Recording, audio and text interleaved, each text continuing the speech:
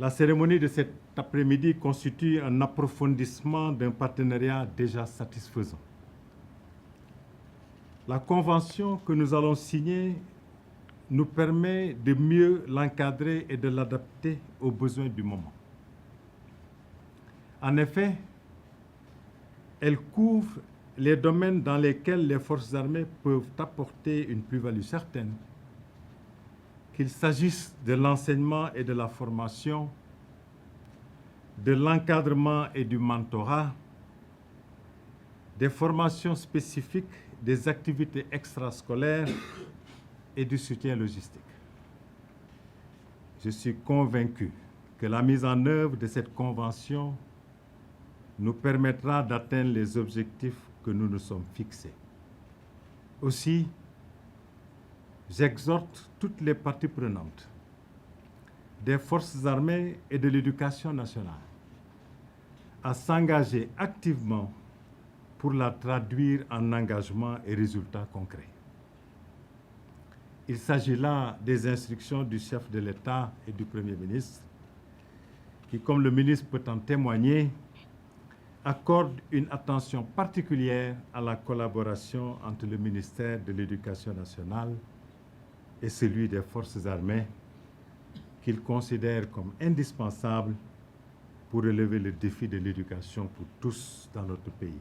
Cet accord marque une nouvelle étape dans la coopération historique et multiforme entre l'armée et l'éducation nationale. Il témoigne de notre engagement commun à bâtir un avenir meilleur pour notre jeunesse, en conjuguant nos efforts autour de deux piliers essentiels de la République, la défense nationale, l'éducation et la formation.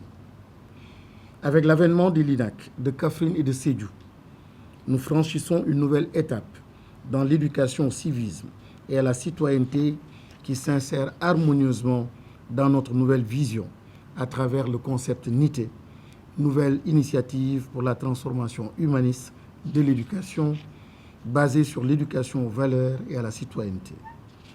En un mot, ce partenariat s'inscrit pleinement dans l'esprit du concept armée-nation, en formant des jeunes disciplinés, engagés et prêts à servir leur pays.